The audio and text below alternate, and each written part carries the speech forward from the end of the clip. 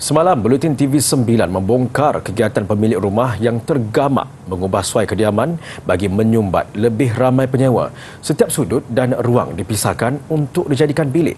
Timbul persoalan adakah ianya dibenarkan memandaikan ramai pemilik premis berbuat demikian? Adakah masyarakat tidak ambil endah kos sewaan bilik mereka atau mereka terpaksa akur kontrak disediakan tuan rumah? Siri kedua laporan ubah suai bilik sewa melampau bersama wartawan Izzati Rizan.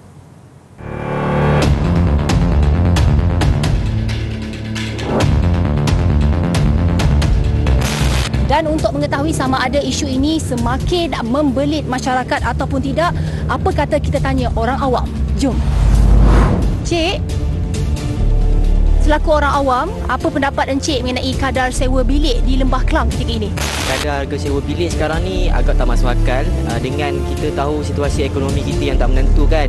Jadi kita tahu di sekitar Lembah Kelang ni banyak student duduk kan. Kita ada banyak ITT, IPTA semua tu. Jadi kadang-kadang pecahan harga tu tak masuk akal. Sekarang ni pun saya tengah menyewa.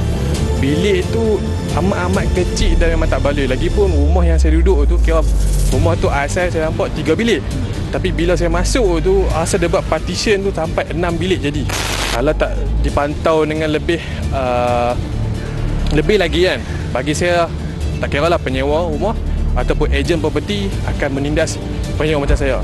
Bila dikenakan harga tinggi seperti macam satu bilik harga lebih kurang dekat dengan 800-900 tu, so memang tidak mampulah untuk student yang tinggal di Shah Alam, rumah kecil, bilik pun dah macam tak apa-apa. Jadi tengok tu macam tak selesa lah. Duduk pula lebih kurang dalam 10 orang sebab tuan rumah dia nak dapat untung lebih. Menurut Pengarah Penyelidikan Institut Penyelidikan Khazanah Dr. Suraya Ismail, peluang pekerjaan yang banyak tertumpu di Lembah Kelang mewujudkan permintaan yang tinggi untuk sewa kediaman. Melihat ianya potensi besar mengaut untung, tuan rumah sewenangnya menawarkan sewaan yang tinggi tanpa melihat kesesuaian rumah. Sebenarnya harga sewa di Malaysia tidak ada satu database kerana ia tidak diformalkan.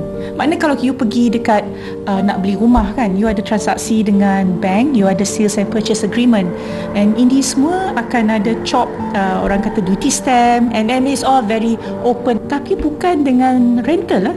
Sewa adalah kontrak antara you dengan your landlord. Benda ni berleluasa. Memang kita dapati banyak overcrowding di Kuala Lumpur kerana ia akan memungkinkan semua orang mendapatkan especially pemilik lah rumah mendapatkan pelbagai sewa dalam satu rumah. Satu rumah pecah kepada 4 keluarga kadang-kala ataupun 8 orang yang bujang. Inilah dia masalah sebenar kita. Beliau berkata ketiadaan undang-undang untuk mengawal selia kontrak tuan rumah dan penyewa juga menyebabkan golongan pemilik kebal mengambil kesempatan di atas kesempitan si penyewa. Untuk itu, beliau melihat ada keperluan mewujudkan satu akta untuk melindungi hak penyewa selain mengekang perkara ini daripada berleluasa. Rumah 3 bilik tu, 3 lah tenant kalaupun kita nak pecahkan. Tapi sekarang rumah yang 3 bilik, ruang bawah dijadikan lagi 3 bilik jadi 6 bilik. Inilah waktunya kita mesti berkata tak boleh lah, jangan buat macam ni. Jadi kalau mereka yang terlibat dalam transaksi begini, saya harap pergilah report lah kepada PBT. Bagi pakar kejuruteraan, pengubah suaian yang dibuat dalam ruang kediaman biasanya sukar dipantau pihak berkuasa tempatan PBT. Malah terdapat juga kemungkinan tuan rumah tidak memohon kebenaran kecuali adanya laporan daripada jiran tetangga.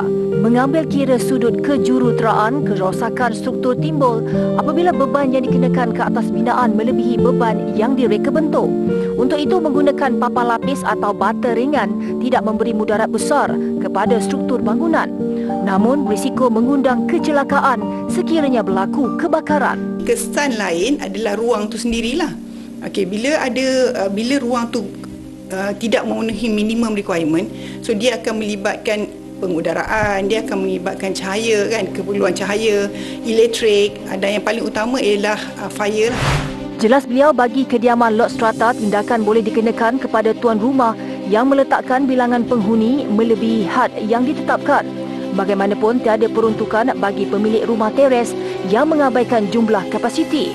Untuk itu, Akta 133, Akta Jalan, Parit dan Bangunan 1974 perlu dilihat semula berdasarkan kesesuaian semasa. Sepengetahuan saya memang tidak ada akta memperuntukkan